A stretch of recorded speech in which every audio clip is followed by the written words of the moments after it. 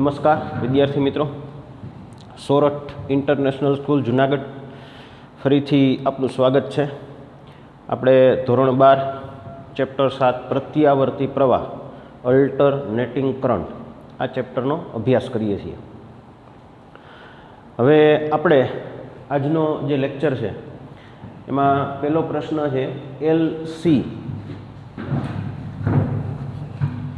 LC પરિપથના દોલનો સમજાવો, એનું વિકલ સમીકરણ મેળવો, એનો ઉકેલ લખો અને એનો પ્રવાહ મેળવો. તો સૌથી પહેલાં આપણે જાણીએ છીએ કે એસી પરિપથમાં 3 પ્રકારના કમ્પોનન્ટ હોય છે. આર એટલે રેઝિસ્ટન્સ, સી એટલે કેપેસિટન્સ અને એલ એટલે ઇન્ડક્ટર. તો પહેલાં તો ધ્યાનથી જુઓ કે આ પરિપથમાં અવરોધ નથી. આ પરિપથમાં 2 ઘટકો છે, સી એટલે કેપેસિટર, એલ એટલે ઇન્ડક્ટર. હવે જ્યારે આ પ્રકારનો પરિપથનું જોડાણ કરવામાં આવે છે તો કેપેસિટર પાસે જે વિદ્યુત ક્ષેત્રની ઉર્જા હોય છે એ ઇન્ડક્ટરના ચુંબકીય ક્ષેત્રમાં ટ્રાન્સફર થાય છે, સ્થાનાંતરિત થાય છે. અને આને કારણે ઇલેક્ટ્રોન જે છે એ એલ અને સી પરિપથમાં દોલનો કરે છે. જે રીતે સરળ આવર્ત ગતિમાં સ્પ્રિંગના દોલનો થતા હોય એમાં પણ એક પ્રકારના દોલનો થાય છે. તો આ પ્રકારનો પરિપથ છે, આવા પરિપથને એલ સી પરિપથ કહે છે. આમાં 2 વસ્તુ ધ્યાનમાં લેવાની છે. એક સી મતલબ કેપેસિટર, એક એલ એટલે ઇન્ડક્ટર. આપણે શરૂઆતમાં એવું માની લઈએ કે જે કાંઈ ઉર્જા છે એ કેપેસિટર પાસે છે, ઇન્ડક્ટર પાસે નથી. તો કેપેસિટર પાસે જે ઉર્જાનો સોર્સ છે, કેપેસિટર પાસે જે ઉર્જાનો સોર્સ છે એ વિદ્યુત ભાર છે. એટલે આપણે થોડીક વાર પૂરતું એવું માની લઈ કે જ્યારે પ્રયોગ શરૂ થયો ત્યારે કેપેસિટર પાસે વિદ્યુત ભાર 200 કુલમ છે. આ ખાલી સમજવા માટે છે. આપણે એવું માની લઈએ કે જ્યારે પ્રયોગ શરૂ થયો ત્યારે કેપેસિટર પાસે વિદ્યુત ભાર 200 કુલમ છે અને આ સમયે પરિપથમાં વિદ્યુત પ્રવાહ વહેતો નથી. આ સમયે પરિપથમાં વિદ્યુત પ્રવાહ વહેતો નથી. માની લ્યો અહીંયા આપણે એક સ્વિચ રાખી દીધી આ રીતે. અત્યારે આ સ્વિચ છે તો અત્યારે તમે જોઈ શકો છો કે આ ઓપન સર્કિટ છે. મતલબ અત્યારે વિદ્યુત ભાર છે પણ વિદ્યુત પ્રવાહ નથી. વિદ્યુત ભાર છે પણ વિદ્યુત પ્રવાહ નથી. તો ટી બરાબર 0 સમયે કેપેસિટર પાસે વિદ્યુત ભાર ધારો કે 200 કુલમ છે અને એક્ઝેક્ટ આ સમયે પરિપથમાં વહેતો વિદ્યુત પ્રવાહ 0 છે. હવે જ્યારે આ પરિપથનું જોડાણ કરવામાં આવે છે આ રીતે તો કેપેસિટર ડિસ્ચાર્જ થાય છે. એટલે એને કારણે શું થાય કે કેપેસિટરનો જે વિદ્યુત ભાર છે 200માંથી 190 થાય, 180 થાય, 170 થાય, ઘટતો એક સમયે 0 થઈ જાય. એટલે કેપેસિટર જે છે એનો વિદ્યુત ભાર સમયની સાથે ઘટતો જાય છે, મતલબ ઓછો થતો જાય છે. અને બરાબર આ જ સમયે પરિપથમાં વિદ્યુત પ્રવાહ વધતો જાય છે. એટલે થશે કંઈક એવું કે જ્યારે પ્રયોગ શરૂ થયો ત્યારે વિદ્યુત ભાર 200 હતો, વિદ્યુત પ્રવાહ 0 હતો. પછી વિદ્યુત ભાર ધીમે ધીમે ઓછો થતો જાય, મતલબ ઘટતો જાય અને એની સામે વિદ્યુત પ્રવાહ ધીમે ધીમે વધતો જાય.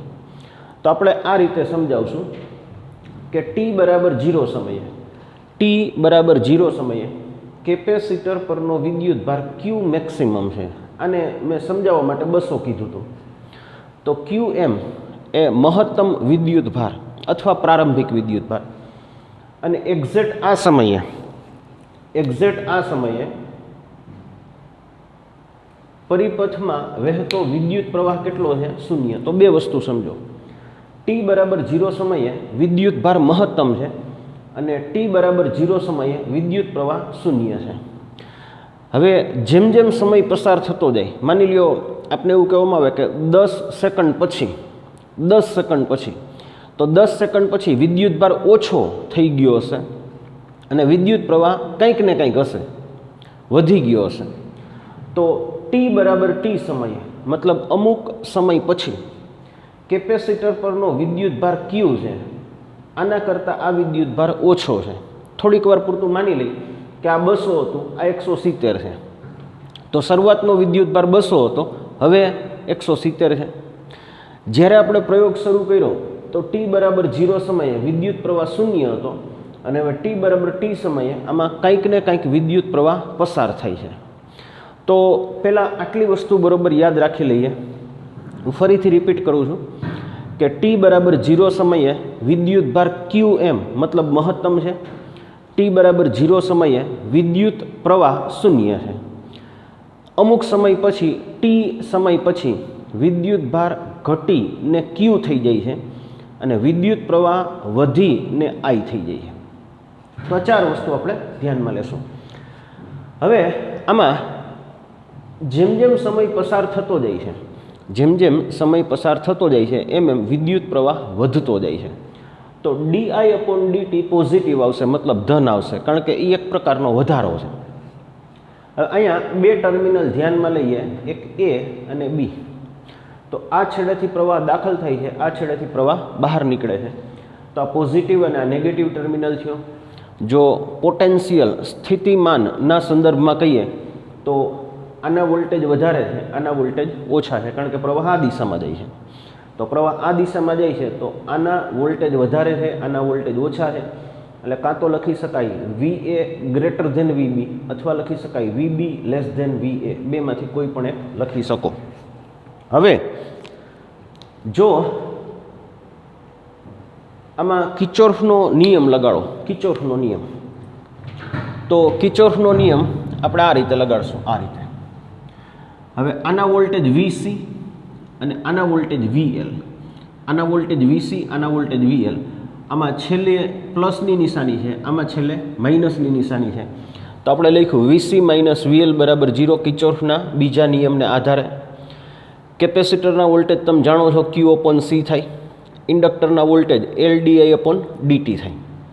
હવે આપણે આમાં 2 પ્રકારની કિંમત મૂકવાની છે, 2 પ્રકારની કિંમત મૂકવાની છે. કયા 2 પ્રકારની જુઓ? તમે જાણો છો કે I બરાબર dQ/dt, I બરાબર dQ/dt વિદ્યુત ભારનું વિકલન એટલે વિદ્યુત પ્રવાહ. અહીંયા માઇનસ નિશાની એટલા માટે આવે છે કારણ કે જેમ જેમ સમય પસાર થતો જાય છે તેમ તેમ આ વિદ્યુત ભાર ઓછો થતો જાય છે. આનું વિકલન કરો તો dI/dt, આનું વિકલન કરો તો d2Q/dt². સમયની સાથે વિદ્યુત ભાર ઘટે છે પણ વિદ્યુત પ્રવાહ વધે છે. હવે આ કિંમત આપણે અહીંયા મૂકવાની છે. તો જો સમીકરણ 1 Q/C કોઈ ચેન્જ નથી, Q/C એમને લખી નાખ્યું. માઇનસ L આની જગ્યાએ આ લખો, આની જગ્યાએ આ લખો તો માઇનસ માઇનસ પ્લસ થઈ ગયા, તો L એમને રહ્યા અને આની કિંમત આ તો d2Q/dt². હવે આની સાથે સહગુણક L છે, આની સાથે સહગુણક કોણ છે? L. તો આનો ભાગાકાર, આ આખા સમીકરણનો ભાગાકાર L થી કરો. તો આનો ભાગાકાર L થી કરો તો આ પદ થઈ જશે d2Q/dt². અહીંયા Q/LC, આનો ભાગાકાર જો L થી કરો તો આ શું થશે? Q/LC. એમાં Q ને અલગ કરી નાખો તો આને લખી શકાય 1/LC × Q. તો આ જે સમીકરણ છે, આ જે સમીકરણ છે આને કહેવાય છે LC પરિપથનું વિકલ સમીકરણ. આ જે સમીકરણ આવ્યું એને કહેવાય છે LC પરિપથનું વિકલ સમીકરણ.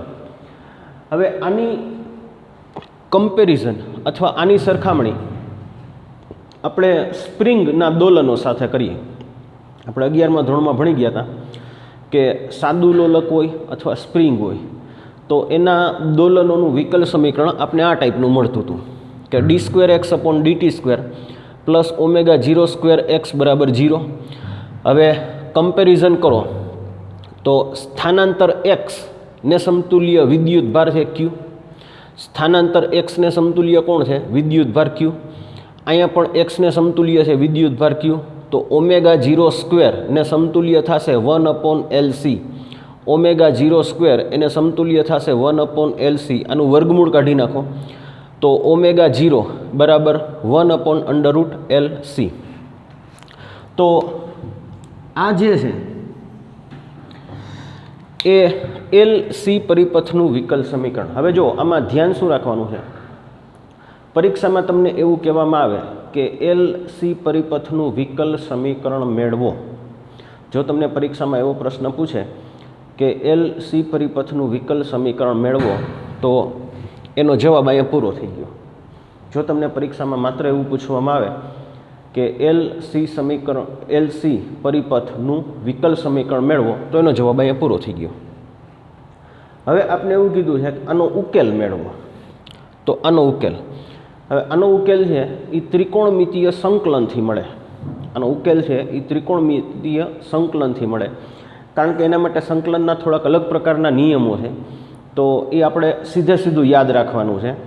તો હવે આનો ઉકેલ છે Q બરાબર QM cos ω0 t plus phi. અહીંયા બધાયનો પરિચય આપી દો. તો કોસ વિધેય છે, ω0ની કિંમત અહીંથી છે, ટી અચળ છે, ટી ધીમે ધીમે વધતો જાય છે, અને ફાઈ જે છે એ કળા અચળાંક છે. હવે આપને એવું કહેવામાં આવે કે આ બેયનો અર્થ સમજાવો. તો QM આ મહત્તમ વિદ્યુત ભાર છે અને Q જે છે એ ટી સમય પછીનો વિદ્યુત ભાર છે. જે રીતે મેં તમને સમજાવ્યું કે પ્રયોગ શરૂ થયો ત્યારનો વિદ્યુત ભાર 200 હતો અને અમુક સમય પછીનો વિદ્યુત ભાર 170 છે. તો શરૂઆતનો વિદ્યુત ભાર આ QM છે અને અમુક સમય પછીનો વિદ્યુત ભાર આ છે Q. હવે અહીંયા આપણે એક શરતનો ઉપયોગ કરીએ. કઈ શરત? T બરાબર 0 સમયનો વિદ્યુત ભાર Q બરાબર QM છે, જે આપણે શરૂઆતમાં લખ્યું હતું કે T બરાબર 0 સમયનો વિદ્યુત ભાર કેટલો છે? QM. તો આ સમીકરણમાં આપણે મૂકી દઈએ. તો T બરાબર 0 સમયે વિદ્યુત ભાર QM, અહીંયા T બરાબર 0 એટલે માત્ર કોસ ફાઈ વધ્યું. QM અને QM આ બંને કેન્સલ થઈ ગયા. તો કોસ ફાઈ બરાબર 1 અથવા ફાઈ બરાબર 0. હવે જો તમે ફાઈ બરાબર 0 આ કિંમત, આ ફાઈ બરાબર 0 છે એ ફરીથી આ સમીકરણમાં મૂકી દો. માની લ્યો આ જે સમીકરણ છે, આ સમીકરણ નહીં પણ વિકલ સમીકરણ જો તમે અહીંથી જુઓ, પહેલાં આ જે છે એ વિકલ સમીકરણ છે, આ જે છે એનું વિકલ સમીકરણ છે. હવે આપણે શું મળ્યું? Q બરાબર 0. તો આ જે સમીકરણ છે, આ સમીકરણને આપણે 2 કહી દઈએ. આ સમીકરણ નંબર 2. તો આ સમીકરણ નંબર 2 એમાં ફાઈ બરાબર 0 મૂકો. હવે આમાં ફાઈ બરાબર 0 મૂકો અહીંયા, તો વધ્યું શું? Q બરાબર QM cos ω0 t.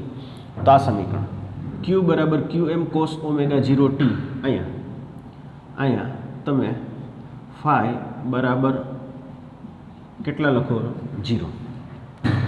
તો આ જે છે એ સમીકરણ મળ્યું ટી સમયનો વિદ્યુત ભાર. આ જે સમીકરણ મળ્યું એ શેનું મળ્યું? ટી સમયનો વિદ્યુત ભાર. હવે આપણે એવું કહીએ કે પ્રવાહ મેળવો. તો આપણે જાણીએ છીએ કે સ્થાનાંતરનું વિકલન કરવાથી વેગ મળે, તો એ જ રીતે વિદ્યુત ભારનું વિકલન કરવાથી વિદ્યુત પ્રવાહ મળે. તો I બરાબર dQ/dt, એટલે I બરાબર dQ/dt. ફરીથી માઇનસ નિશાની શું બતાવે છે? તો કે જેમ જેમ સમય પસાર થતો જાય છે એમ એમાંનો વિદ્યુત ભાર ઓછો થતો જાય છે અથવા ઘટતો જાય છે. હવે વિકલન જુઓ, QM એમનેમ છે, કોસનું વિકલન થાય માઇનસ સાઇન, કોસ વિધેયનું વિકલન થાય માઇનસ સાઇન. ટીનો સહગુણક ω0 છે તો વધારાના આવે ω0, માઇનસ માઇનસ પ્લસ થઈ ગયા. તો I બરાબર QM ω0 સાઇન ω0 t, અથવા QM ઇન્ટુ ω0, QM ઇન્ટુ ω0 આ મહત્તમ પ્રવાહ છે. QM ઇન્ટુ ω0 આ મહત્તમ પ્રવાહ છે. તો આ જે સમીકરણ છે, આ બંને સમીકરણ, આ અથવા આ ટી સમયનો વિદ્યુત પ્રવાહ બતાવે છે. તો આ જે છે એ LC પરિપથના દોલનોની વાત થઈ. હવે આમાં તમારે 2 સમીકરણ દાખલા માટે યાદ રાખવાના છે.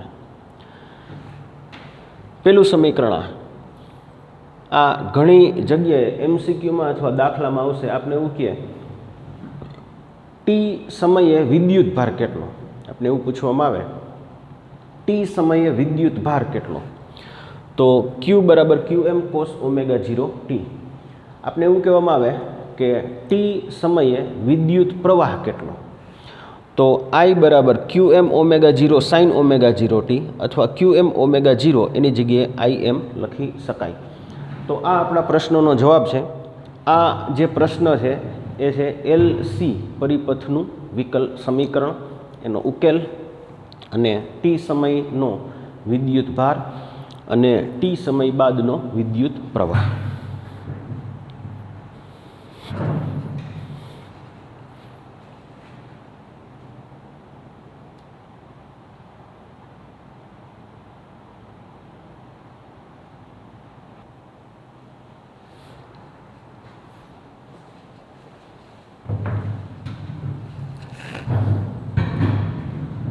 હવે આગળનો પ્રશ્ન છે એલસી પરિપથના દોલનો દ્રશ્યમાન કરીને સમજાવો, મતલબ વિઝ્યુઅલ કરીને સમજાવો.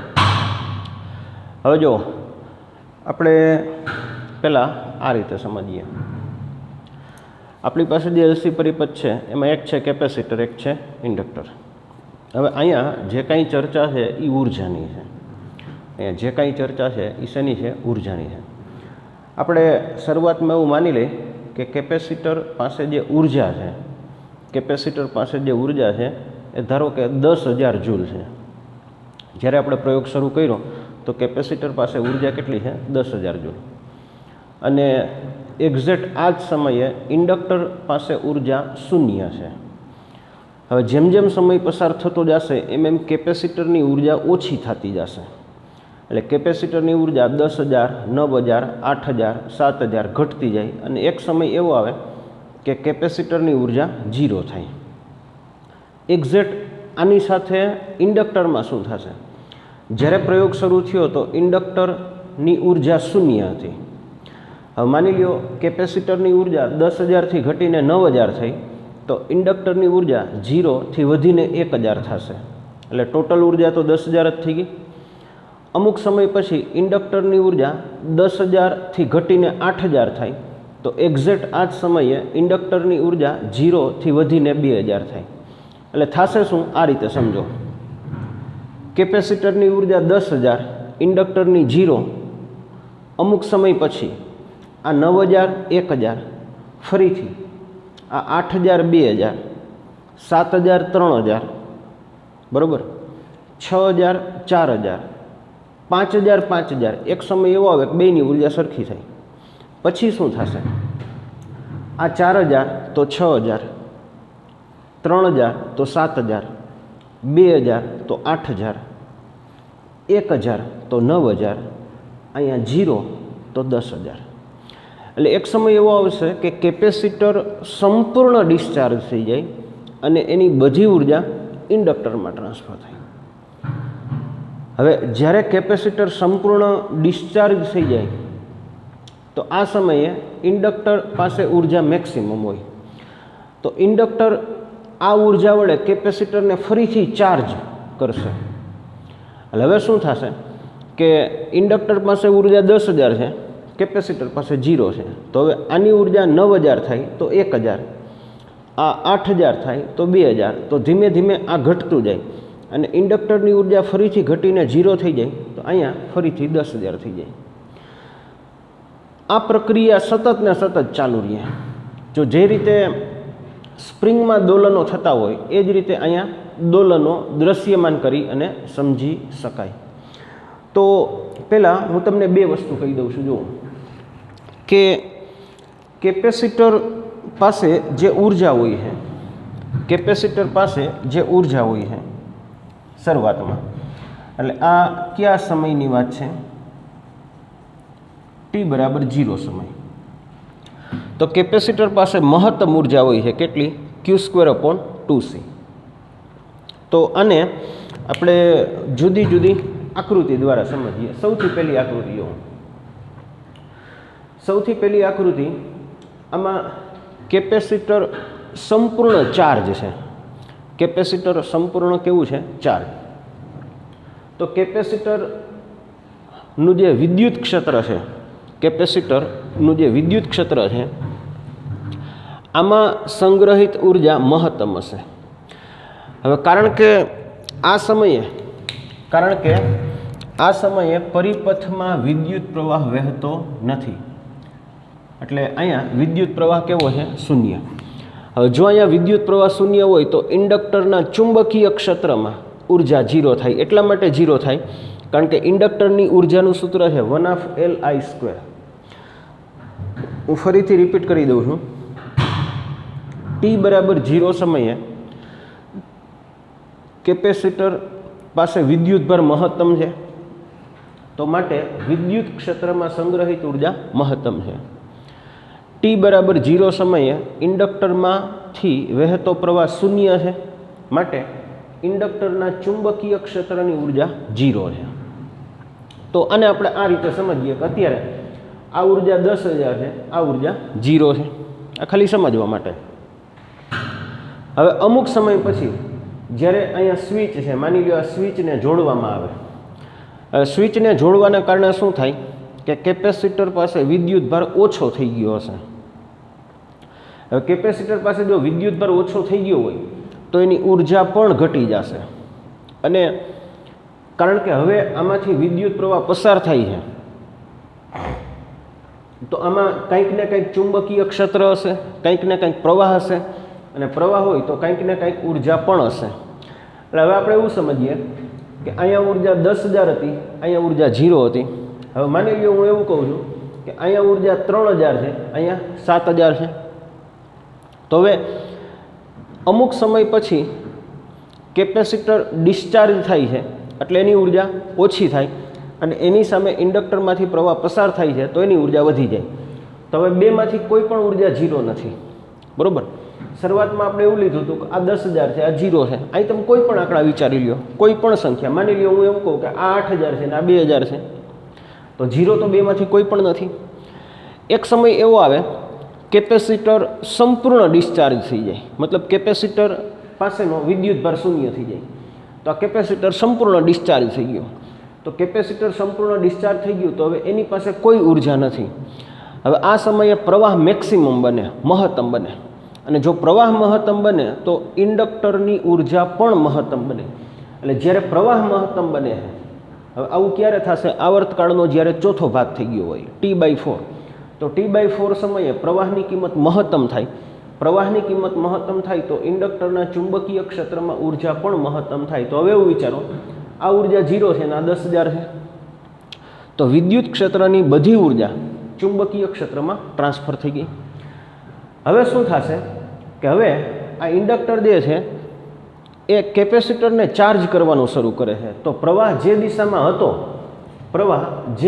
હતો એની ઓપોઝિટ દિશામાં પસાર થશે. મતલબ પ્રવાહ હવે આ દિશામાં પસાર થાય છે.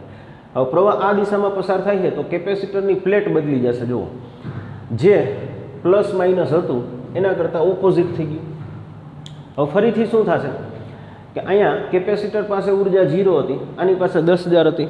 હવે થોડીક ઉર્જા અહીંયા જતી રહી, તો માની લો ફરીથી આપણે એવું કહી દઈએ કે અહીંયા ઉર્જા 1,000 છે અને અહીંયા ઉર્જા 9,000 છે, મતલબ બેમાંથી કોઈ પણ 0 નથી. એક સમય એવો આવે કે આ પ્રવાહ ઘટીને શૂન્ય બને, ઇન્ડક્ટરમાંથી વહેતો પ્રવાહ છે એ ઘટીને શૂન્ય બને. હવે જો પ્રવાહ ઘટીને શૂન્ય બને, ફરીથી પ્રવાહ જ્યારે ઘટીને શૂન્ય બને, માની લો એક્ઝેક્ટ આ સમયે પ્રવાહ જે છે એ ઘટીને શૂન્ય બને. તો પ્રવાહ જ્યારે ઘટીને શૂન્ય બને તો કેપેસિટર સંપૂર્ણ વિદ્યુત ભારે ફરીથી ચાર્જ થઈ જાય. અને આવું ક્યારે થાય? T/2 સમયે, મતલબ અડધા આવર્તકાળ પછી, અર્ધ આવર્તકાળ. તો અહીંયા ફરીથી ઉર્જા 10,000 થઈ ગઈ અને અહીંયા ફરીથી ઉર્જા 0 થઈ ગઈ. તો આ જે છે એ ચાર્જ ડિસ્ચાર્જિંગની પ્રક્રિયા સતત ને સતત ચાલુ રહે. તો આ પ્રકારની જે સ્થિતિ છે એને એલસી પરિપથના દોલનો કહેવામાં આવે છે. હવે આને આપણે સ્પ્રિંગ વડે સમજવું હોય, તો આ પ્રકારની આકૃતિ ધ્યાનમાં લ્યો. જો આ જે છે એ સ્પ્રિંગની જુદી જુદી સ્થિતિ છે, બરાબર. સ્પ્રિંગમાં બે પ્રકારની ઉર્જા હોય. આ જે છે એ સ્પ્રિંગની સ્થિતિ ઉર્જા છે અને આ સ્પ્રિંગની ગતિ ઉર્જા છે. અહીંયા ધ્યાન રાખો, અહીંયા જે કે છે એ બળ ચળાંક છે અને અહીંયા જે કે છે એ ગતિ ઉર્જા છે. હું ફરીથી કહી દઉં છું, અહીંયા જે કે છે એ બળ ચળાંક છે અને અહીંયા જે કે છે એ ગતિ ઉર્જા છે. અહીંયા એ એટલે એમ્પ્લિટ્યૂડ અથવા કંપ વિસ્તાર. હવે શરૂઆતમાં આ સ્પ્રિંગને ખેંચવામાં આવે, સ્પ્રિંગને આ જે ડોટેડ લાઇન છે આ સંતુલિત અવસ્થા છે. અહીંથી સ્પ્રિંગને જમણી બાજુ ખેંચી, અહીંથી સ્પ્રિંગને જમણી બાજુ ખેંચી તો એની પાસે સ્થિતિ ઉર્જા મહત્તમ હોય, ગતિ ઉર્જા શૂન્ય હોય. હવે આ સ્પ્રિંગને છોડી દો, અહીંથી છોડી દો, અહીંથી છોડી દો તો સ્પ્રિંગ આ બાજુ ગતિ કરવાનું શરૂ કરી દેશે. બરાબર. એને કારણે શું થશે, એની સ્થિતિ ઉર્જા અહીંયા જે હતી એના કરતાં ઓછી થઈ જશે અને એની સામે થોડીક ગતિ ઉર્જા એ પ્રાપ્ત કરશે. એટલે ફરીથી આપણે સમજીએ કે આ સ્પ્રિંગની સ્થિતિ ઉર્જા 10,000 હતી, ગતિ ઉર્જા શૂન્ય હતી. હવે સ્થિતિ ઉર્જા 10,000થી ઘટીને 9,000 થઈ ગઈ તો ગતિ ઉર્જા 0થી વધીને 1,000 થઈ ગઈ. એક સમય એવો આવે કે આ પદાર્થ મધ્યમાન સ્થાને પહોંચે, અહીંયા પહોંચે, આ મધ્યમાન સ્થાને પહોંચે. હવે મધ્યમાન સ્થાને પહોંચે તો સ્થિતિ ઉર્જા શૂન્ય થઈ જાય. એટલે મધ્યમાન સ્થાને એની સ્થિતિ ઉર્જા શૂન્ય થઈ જાય, એની સામે ગતિ ઉર્જા મેક્સિમમ થઈ જાય. હજી અહીંથી આગળ વધે, હજી અહીંથી આગળ વધે તો અહીંથી આગળ વધે તો હવે શું થશે, ગતિ ઉર્જા વધવાનું શરૂ થઈ જશે, સ્થિતિ ઉર્જા વધવાનું શરૂ થઈ જશે. આ મધ્યમાન સ્થાને સ્થિતિ ઉર્જા શૂન્ય હતી, હવે સ્થિતિ ઉર્જા વધવાનું શરૂ થશે, એની સામે ગતિ ઉર્જા ધીમે ધીમે ઓછી થશે. તો હવે બેમાંથી કોઈ પણ 0 નથી. અને આ પદાર્થ જ્યારે આ બાજુ એકદમ નજીક પહોંચી જાય તો એવી સ્થિતિમાં એની સ્થિતિ ઉર્જા ફરીથી મહત્તમ બનશે અને ગતિ ઉર્જા ફરીથી શૂન્ય બનશે. તો જે રીતે સ્પ્રિંગના દોલનો થતા હોય તો એ જ રીતે એલસી પરિપથમાં ઇલેક્ટ્રોનના પણ દોલનો થતા હોય છે. તો અહીંયા આ પ્રકારની જે કમ્પેરિઝન છે એ તમારે ધ્યાનમાં રાખવાની છે કે સ્પ્રિંગ અને પદાર્થ માટે આ બંને પ્રકારની જે કમ્પેરિઝન છે એ એકબીજા સાથે મેચ થાય છે અથવા એકબીજા સાથે તમે કમ્પેર કરી શકો છો. આમાં થોડાક અગત્યના મુદ્દાઓ હું તમને રિપીટ કરી દઉં છું. પહેલી વસ્તુ કે કેપેસિટરનું વિદ્યુત ક્ષેત્ર એમાં રહેલી ઉર્જા છે એ વિદ્યુત ભારને કારણે હોય. વિદ્યુત ભાર મહત્તમ હોય તો વિદ્યુત ક્ષેત્રની ઉર્જા મહત્તમ હોય અને વિદ્યુત ભાર શૂન્ય હોય તો આ ઉર્જા પણ શૂન્ય થાય. ઇન્ડક્ટરનું જે ચુંબકીય ક્ષેત્ર છે એની ઉર્જા વિદ્યુત પ્રવાહને કારણે હોય છે. વિદ્યુત પ્રવાહ મહત્તમ હોય તો ઇન્ડક્ટરની ઉર્જા મહત્તમ થાય અને જો વિદ્યુત પ્રવાહ શૂન્ય હોય તો ઇન્ડક્ટરની ઉર્જા પણ શૂન્ય થાય.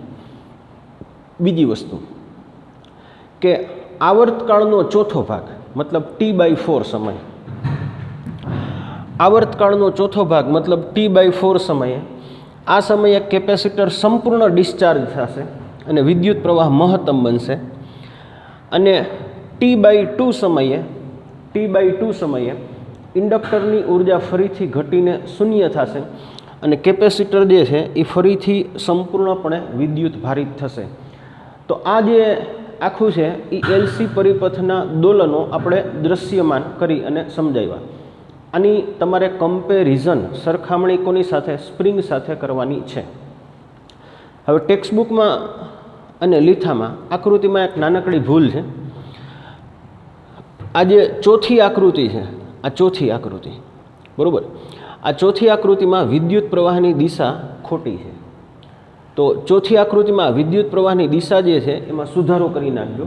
અત્યારે તમારી પાસે ટેક્સ્ટબુક હશે તો આ જે આકૃતિ છે એમાં વિદ્યુત પ્રવાહની દિશા આ રીતે તમારે ચેન્જ કરવાની છે અથવા સુધારવાની છે. તો આજે આપણે આ એલસી પરિપથ વિશે ભણ્યા. આમાં મૂળ એક વસ્તુ ધ્યાનમાં રાખો કે અહીંયા અવરોધને આપણે ધ્યાનમાં લીધો નથી. અહીંયા અવરોધ અવગણ્ય છે. એટલે આખો જે પરિપથ છે એ એલસી પરિપથ છે કે જેમાં શુદ્ધ ઇન્ડક્ટર અને શુદ્ધ કેપેસિટર છે. મતલબ આ આખી જે આપણે સ્થિતિ બતાવીએ છીએ એમાં ક્યાંય પણ અવરોધને આપણે ધ્યાનમાં લેતા નથી અથવા અવરોધ છે એ કેવો છે, અવગણ્ય છે. તો આજના લેક્ચરમાં મેં તમને 2 પ્રશ્ન ભણાવ્યા. પહેલા પ્રશ્નમાં એલસી પરિપથની સમજૂતી આપી, પછી એનું વિકલ સમીકરણ મેળવું, પછી એનો ઉકેલ મેળવો. ઉકેલમાં 2 વસ્તુ આપણે યાદ રાખવાની કીધી હતી, એક વિદ્યુત ભાર અને એક વિદ્યુત પ્રવાહ. અને બીજો જે પ્રશ્ન છે એમાં એલસી પરિપથના દોલનો દૃશ્યમાન કર્યા, મતલબ એની તમે સ્પ્રિંગની સાથે કમ્પેરિઝન કરો તો કઈ રીતે એની સરખામણી થઈ શકે. આ 2 પ્રશ્નો તમારે હોમવર્કમાં કરવાના છે. તો નેક્સ્ટ લેક્ચરમાં આપણે એલસી પરિપથના દાખલા ભણશું. તો આજનો લેક્ચર અહીં સુધી રાખીએ છીએ. ફરીથી નેક્સ્ટ લેક્ચરમાં દાખલા કન્ટિન્યુ કરશું. આપ સૌનો ખૂબ ખૂબ આભાર. Thank you.